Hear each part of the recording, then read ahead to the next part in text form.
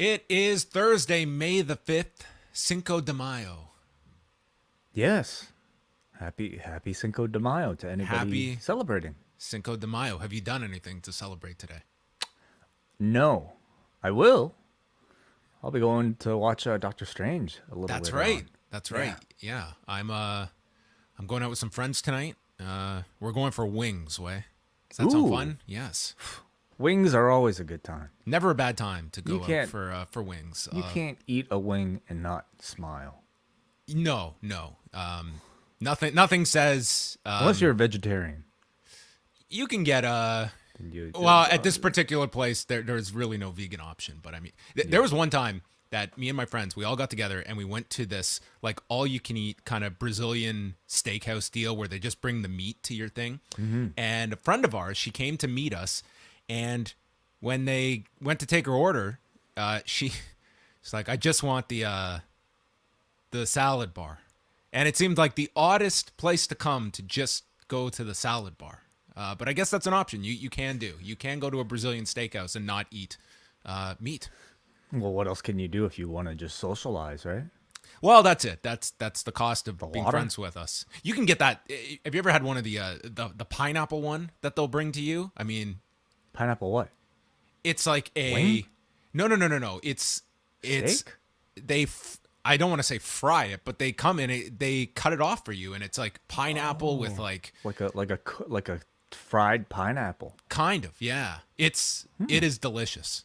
Yes. Oh, I'll bet. So that sounds nothing like great... multiple thousands of calories to really put a smile on your face, which I will undergo tonight and probably regret later. But those are my plans. You and I are doing very distinct things, but I look forward to Doctor Strange, but I am looking forward to your review next week of Doctor Strange. So for people listening to this that want to get into your headway, into your multiverse of friends that you are going to see the movie with, how can they hear your review? By joining the Post Wrestling Cafe. We're not only on Tuesday. In fact, I think we might be trying to do this on Monday live, actually. Anyway, we'll talk about that later. But sometime next week, you will get our Doctor Strange Multiverse of Madness review with me, WH Park, and John Cena. But tonight, 10 p.m. Eastern Time, Thursday, exclusively in the Post Wrestling Cafe, I will be joined by WH Park, Nate Milton, and Rich Fan to talk about the season finale of Moon Knight. So I'm very much looking forward to it. It'll be a full Cinco de Mayo worth of Marvel Studios content for me tonight. Okay. Well, I was going to do a Post-Wrestling Cafe review of my wing meal, but I don't think I'm going to have time for that one. I would love to hear that as well. I would tomorrow. Not, so maybe. We will see. I will be here on the news show tomorrow with Brandon Thurston, so we are going to go over the WWE earnings call. So we will be going through all of the numbers. Brandon has his own estimates out there, and if history is a indicator, follow Brandon's estimates. They're usually very much in the ballpark. Sometimes... much closer than other analysts out there. So check out Brandon Thurston. This is one of his major days of the year. One of the big four for the earnings calls. Yes. I'm excited to hear Nick Khan. Yes or no, Nick Khan talks about F1. Oh, man. I think there's a good chance we might get a mention. 100% he's going to talk about Netflix. So 100% he will talk about that. That has been something he has talked about in the past about them.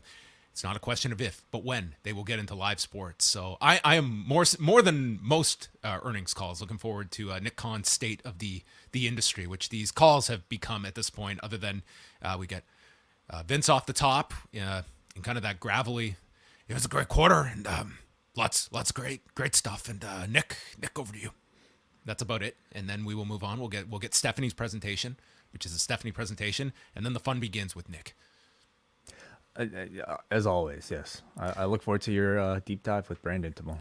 Okay, that's tomorrow at 1 Eastern. But today we are chatting about the Forbidden presale that went down earlier today for the show that is coming up on June the 26th at the United Center in Chicago, the second time that AEW is running this venue. The last time they sold it out based off of a tease of somebody showing up and pretty much Darby Allin giving you a wink and a nod to who would be there.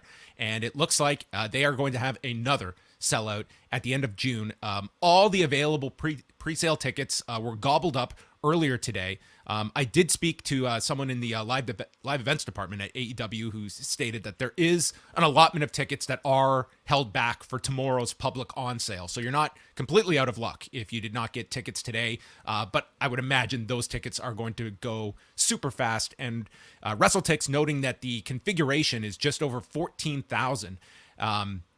And as you can see there with WrestleTix, over 20,000 people were in the queue today. So, I mean, this is a huge endorsement of the concept. We don't have any matches announced for this card. And like that New Japan Noah show that took place back in January, it was the concept that was enough for people for show one. I think that comes with an added expectation that this is going to be a loaded card. You can't take that for granted. But it just makes such a world of difference when we're talking about, an AEW New Japan kind of style of head-to-head matches next weekend at Capital Collision, and that's a show it's set up for like 2,100 people, and there's tickets remaining for that show. So it just tells you and kind of this is more so an AEW branded event. Like, yes, New Japan is a part of it, but it does show you that difference. Definitely. It's the difference in promotion. It's the difference in, reach when you can advertise a show through television versus, New Japan Strong, for instance. And I think this is more already like, the fans are expecting this one to have perhaps the bigger star-powered matchups, even though we don't have a card yet. But, I think AEW has been shown to deliver like exactly what the fans, or at least a good portion of what the fans are looking for. And even if they do sell that thing out really early, I think Tony Khan will definitely make sure that they, give their audience their money's worth. And Chicago looking like it's certainly not oversaturated right now. I mean, the market is there for it. I mean, that's it. It's been when there's a big show, there's going to be the demand for it. And we always look at that. Like, to me, it's always going to come down to like the scale of show. If you were doing it's to me when you're going there for your Dynamites every Thanksgiving and the TVs, like, yeah, there's going to be an impact on the market. But to me, when there's a big show, and it's like, you're not talking about just local Chicago natives that are going to the show. People are traveling from all over the place to come to an event like this. And this is a really, impactful demand that you have for this concept for show one. So that's a very big one. And, coming up, like they've got in June, like that huge show at the Forum. Then they're going to Ontario, California that week. Those are the two TVs coming out of Double or Nothing. You've got that big Detroit show at the end of June. So it's a big month for them, along with this Forbidden Door show. Detroit will be the TV coming out of this, which Brandon and Davey are going to the Detroit show, I believe. Oh, is that right? Okay. I think so. But, conceptually, I think it really bodes well for this relationship to continue. If not once a year, then maybe even more than that between these two companies. We'll move on over to Spring Breakin. They did 661,000 viewers on Tuesday night with a .13, 173,000 viewers in the 18 to 49 demo from Brandon Thurston and Showbuzz Daily. So the demo was down 2%, but it was their highest overall viewership since the New Year's Evil special back on January the 4th.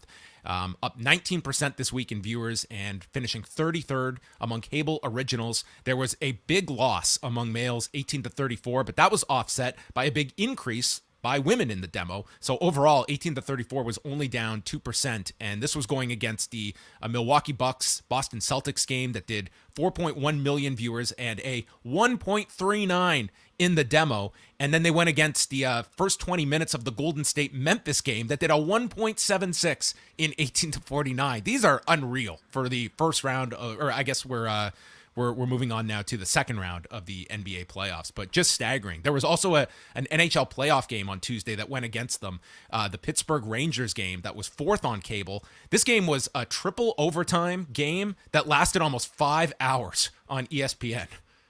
5-hour game? Wow. Yeah. What are we? This is like a UFC event.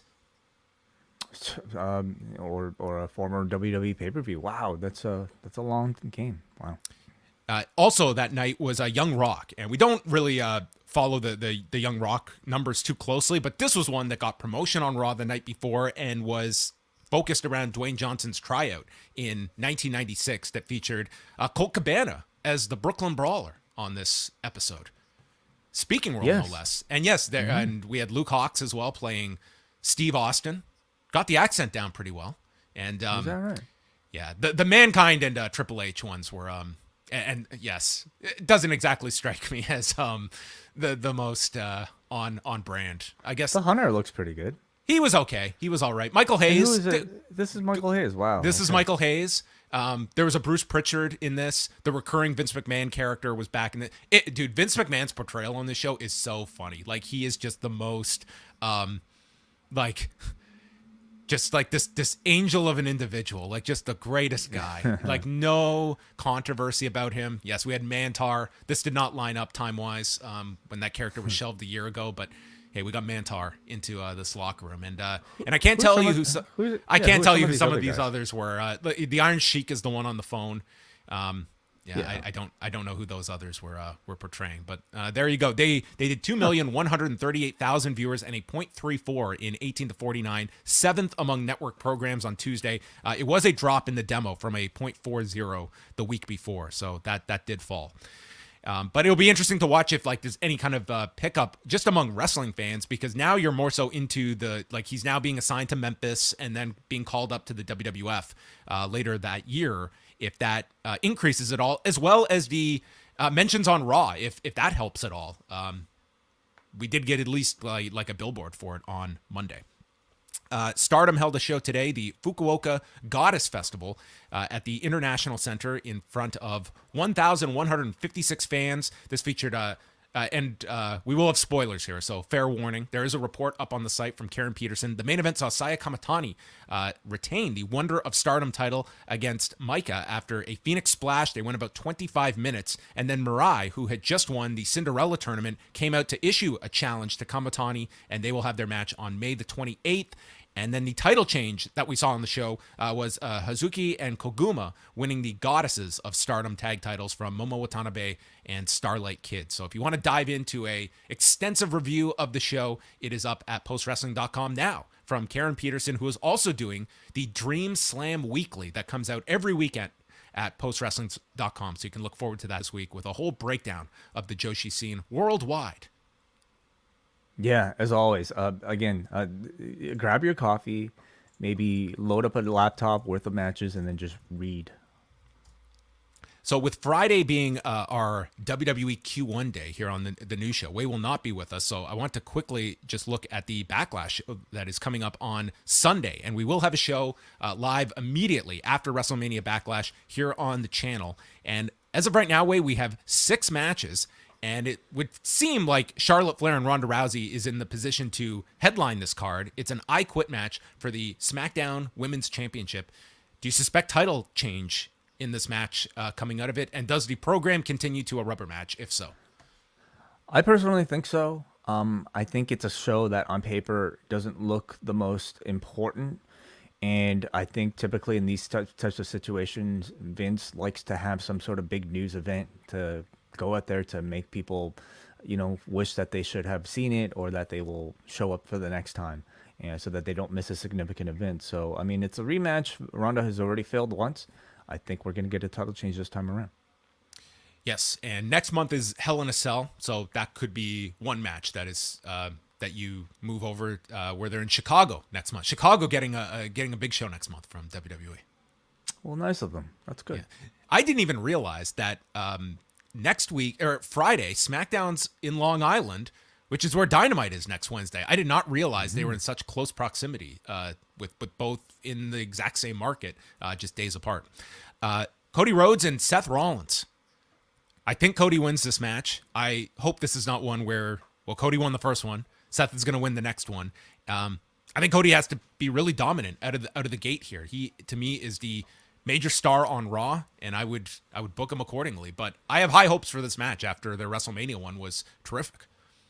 I do too, yeah. I'm also picking Cody for this one. I think until he gets to that World Championship challenge, I mean, he should be continued to be booked strong all the way up until it. And Seth Rollins at this point is somebody who can afford losses, and it won't necessarily hurt him, his standing on the card.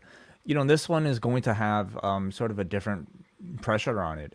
The first time, I think a lot of us were really still enamored by the surprise, or at least, what felt like at least a bit of a surprise of seeing Cody Rhodes in a WWE ring, in WrestleMania, no less. This one is going to have a lot less atmosphere attached to it, but still, Cody is still relatively fresh. But I mean, it's definitely been somewhat diminished over the past month. So in ring, I think these guys are going to have to deliver that much more.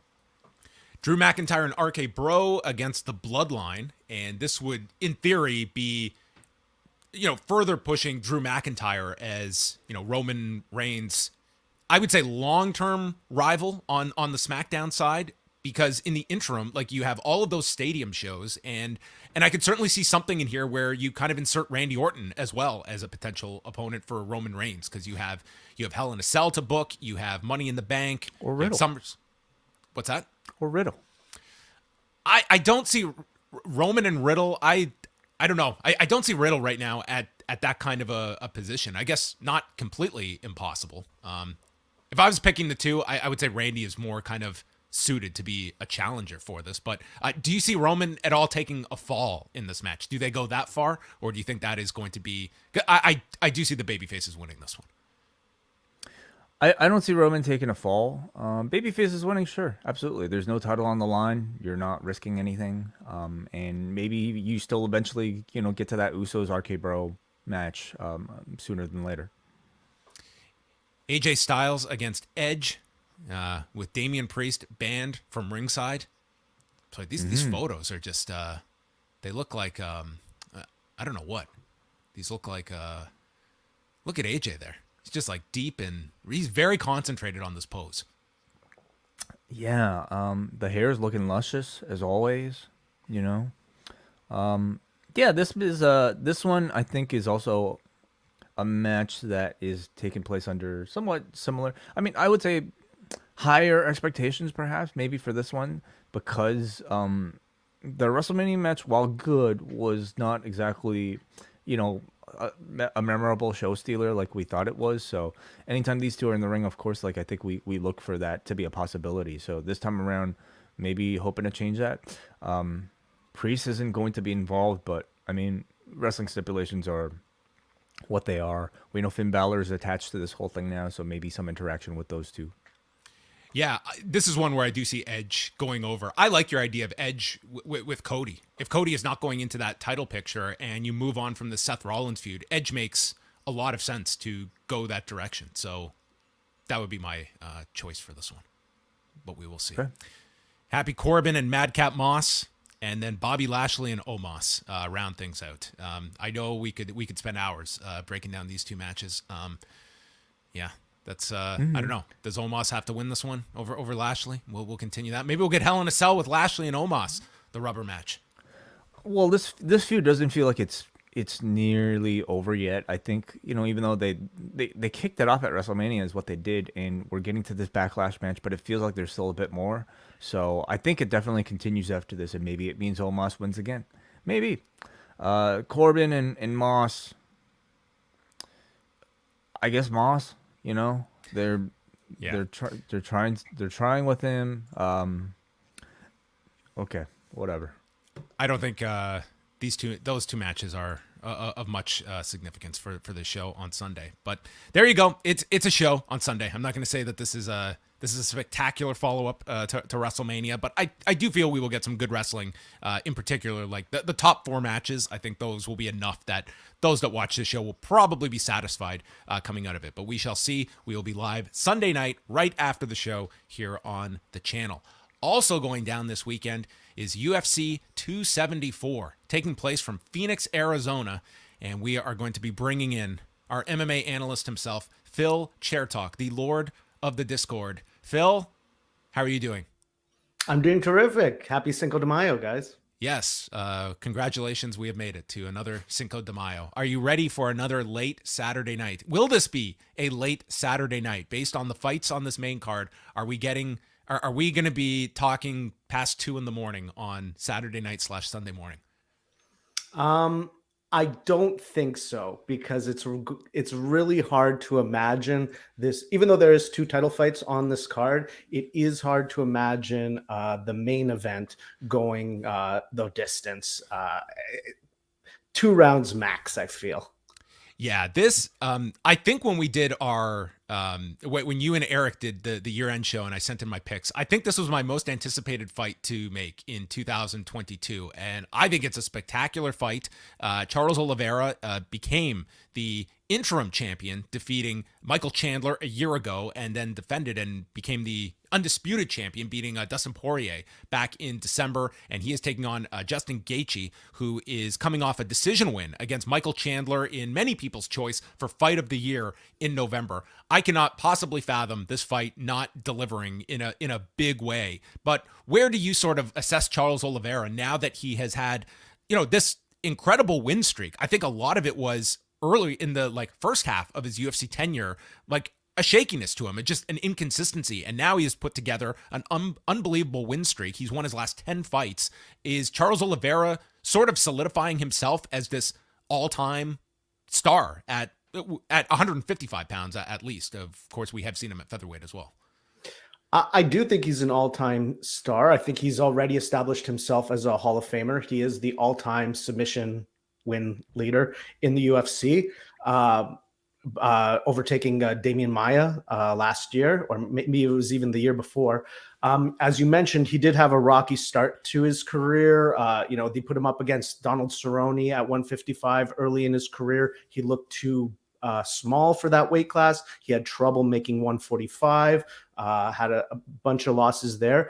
But as you mentioned, he's been on a tear since returning to 155. I think he's got one loss to Paul Felder there. But otherwise, he's looked incredible. He's dangerous on the feet, on the ground. He's it's a nightmare for everyone in the division. And he's just must-see TV, super exciting fighter, always in a fight of the night contender. Yeah, some of the stats, if you scroll down here, it is remarkable when you look at this. Strikes landed per minute for Charles Oliveira, 7.5 per minute. That's just an astronomical number compared to 3.44 for Justin Gaethje. On the other side of it, Justin Gaethje absorbs 7.81 per minute compared to 3.13 for Charles Oliveira. So this is a case of, a Justin Gaethje that, his volume is high, but he also absorbs a lot. He has certainly, I think, updated his style a lot in the last several years. It's much less of that firefight that he has been, become a really entertaining name because of.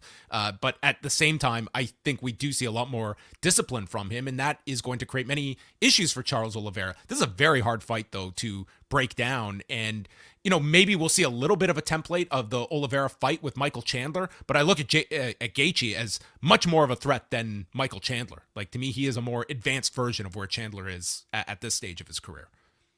I agree. Part of that is just the history of fights he's had in the division, very close battles with other top contenders. I mean, he had that war with Dustin Poirier.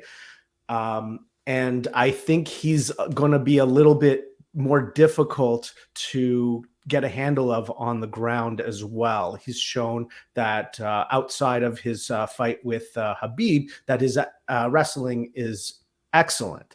The only thing with Charles Oliveira is his takedowns aren't really wrestling focused. He's more of a jiu-jitsu player. So he's the type who, if he can get the back standing, that's a deadly position for him. So I could see that those scrambles are going to be really interesting in this fight. What happens if Oliveira gets to the back, and how does Gaethje deal with that? I think he's got more power than Chandler and is a more disciplined boxer.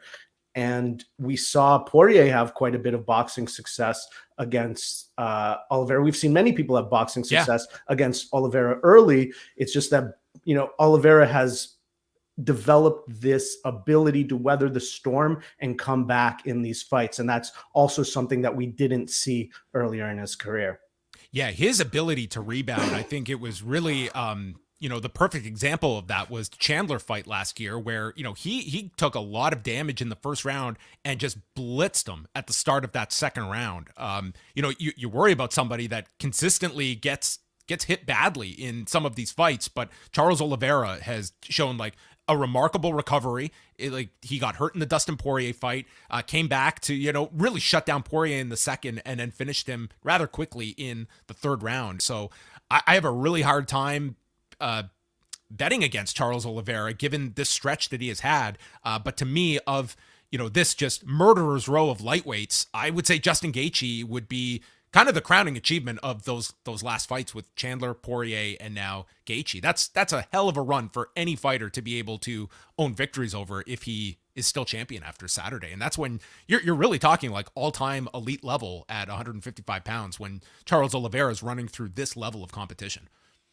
I definitely agree. It would be a great achievement. I mean, those other fights were incredibly competitive, and we saw Oliveira in a lot of trouble. I'm not so sure I'd agree on the crowning achievement.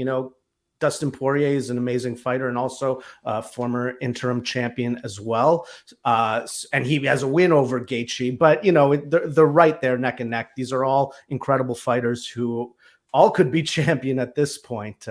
While Islam Makhachev looms. Waits in the wings, yes. As much as Michael Chandler is hoping that he will leapfrog him, we will see. A rematch on this card, 7.5 years after the first one. Rose Namajunas defending the UFC women's strawweight title against Carla Esparza.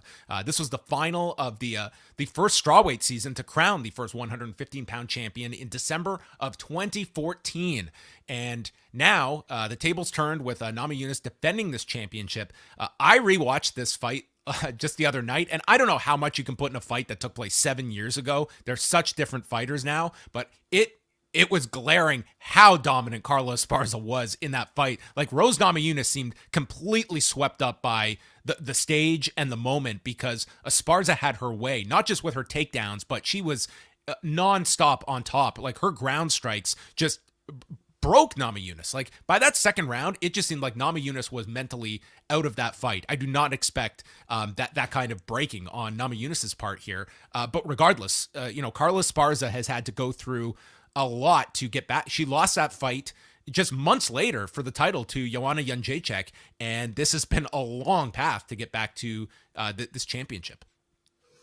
Yeah, she had a rough patch after that initial title defeat, but she's put together an incredible streak. She's gotten her wrestling back on point. She's continued to dominate these fights. And even though it's not the most exciting of styles, you haven't had fans really clamoring for this rematch, you can't deny her at this point, and she absolutely deserves it. And based on the first fight, based on how her wrestling has looked, I feel like people are kind of overlooking her in this match. I think so too, and I think it's like Carla Esparza to me has always been someone that has had, significant wrestling in this weight class, and if she is able to mix it with, damage on top and keep Rose down, she can pile up rounds early in this type of fight. But I'm also I'm not putting too much stock into that first fight because I think it's just way too long of a gap that you can draw too many conclusions for either fighter going back that extent of time. And then Michael Chandler and Tony Ferguson, the bottom half of this main card, Phil, it really does have this feel of several fighters that it's crossroads for them in their career, with Tony Ferguson, with Shogun Rua against Ovince St. Preux, and then Donald Cerrone against Joe Lauzon. I think there are going to be some potentially sad outcomes in some of these fights. Tony Ferguson, he is somebody that I think the microscope is on Saturday. We have not seen him compete in a year. He had quite the media day speech where he just ran down the UFC and compared them to drug dealers. I don't know where his headspace is at, but this to me is a fight that I say if it had happened several years ago, we'd be pretty stoked for. But is there a narrative out there that's kind of writing off Tony Ferguson? Like, do you think this is sort of the tail end of his career, or could we see a performance from him that sort of turns back the clock at least several years? I think that this matchup gives him an opportunity to potentially turn back the clock a little bit. I think the fact that he's, very busy on the bottom, is always very aggressive off of his back, is a style that could play well against Michael Chandler. But based on his last performances, he definitely looks like he's well on the way, on the back end of his career. And based on his comments at Media Day, it sounds like he doesn't even really want to be working with the UFC anymore. Now, I don't know what his contract status is, how many fights he has left, but it certainly feels like the end of something is coming up here. Yeah.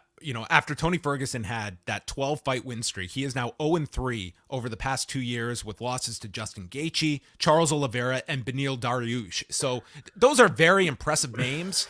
But at the same time, like the Dariush fight, like this was not the Tony Ferguson of 5 years ago. He's 38 years old, so that is important.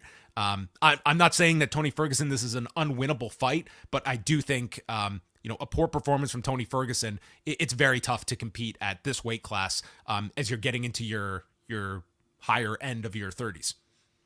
Yeah, it certainly feels like a fight for Chandler to win from the UFC matchmaking perspective. He's had some great performances come up short, but the UFC is still very high on him. So it's an opportunity for an exciting fight, win over a big name. But I wouldn't count out Tony entirely in this one. Yeah, and then the main card rounds out with a rematch between Shogun Rua and Ovince St. Preux. They fought back in 2014, where OSP won by knockout in only 34 seconds. I mean, Shogun, the fact he is fighting in 2022, if you were someone following him in Pride, would make your head spin. And maybe we're going to see someone's head spin in this match. And then the opener is Donald Cerrone and Joe Lozon, which it's kind of been indicated that the loser of this fight, this is probably it for their UFC tenure. And these two, I mean, my God, we could spend another hour going through their resumes. They are two of the most fan-friendly fighters. And hopefully we get a entertaining fight here, but it certainly seems like this is sort of the end of the road for them, at least in the UFC. And for Donald Cerrone, I have a hard time imagining he will be someone that just ultimately hangs it up. Like, this is a guy that I feel is just going to keep going until the wheels fall off.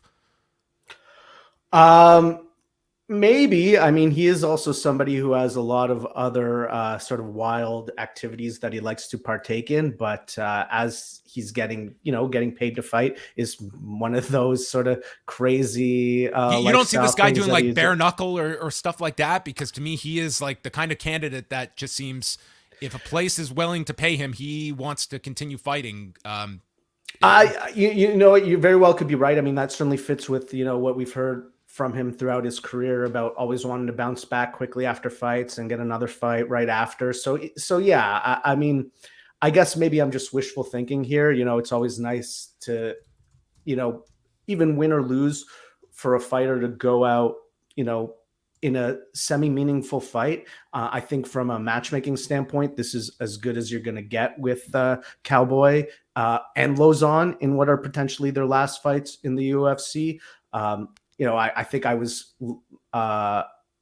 looking for maybe Clay Guida as a potential opponent. That seemed like a decent one, but this will do. Certainly better than him taking on top people in the division. But you're right. He very well could end up in Bare Knuckle FC, or who knows where else. There seems to be a lot of money out there for ex-UFC fighters right now. So Phil and I will be live as soon as UFC 274 ends, so you can check us out here on the Post Wrestling YouTube channel, and throughout the fights, you can interact with all of the Post listeners in the Discord chat, which you can join. Just go straight to postwrestling.com. The link is right there at the top. And also quickly, on Friday, we've got Bellator 280 with Ryan Bader taking on Czech Congo in France. So we get the Friday afternoon wars with Bellator at 4 Eastern from France and Rampage at 5:30 Eastern.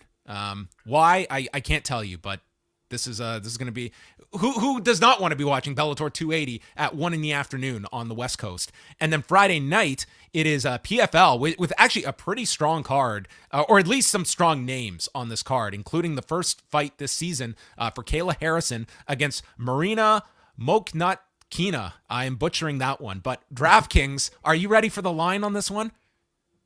I think I might know it. Kayla Harrison is on DraftKings, and this is one of the more charitable lines.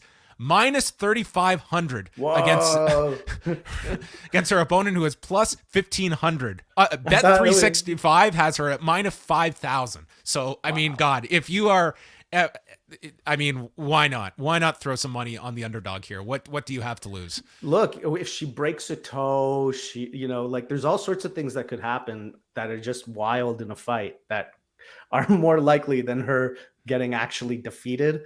You never know what could happen. And hey, it's also Cinco de Mayo, which means that there's big time boxing out there. You've got Canelo Alvarez is fighting maybe his most hyped opponent in a long time, Dimitri Bivol, undefeated fighter. That's happening right after the UFC, most likely. They will not be crossing streams as we've seen in the past. It's a packed weekend. I look forward to chatting about all of it with you, Phil, on Saturday night. So again, the UFC 274 post show immediately after the pay-per-view here at youtube.com/postwrestling, and you can listen to it on your podcast app of choice by subscribing to Post Wrestling. So Phil, I look forward to chatting with you on Saturday night. Yeah, me too. Looking forward to it. All right. And that is going to wrap things up. Again, on Friday, I will be here 1 Eastern with Brandon Thurston from WrestleNomics, as we will be going through all of the WWE's first quarter earnings report and call. So that is going to wrap it up. Happy Cinco de Mayo. And now the Post Daily News Show is complete.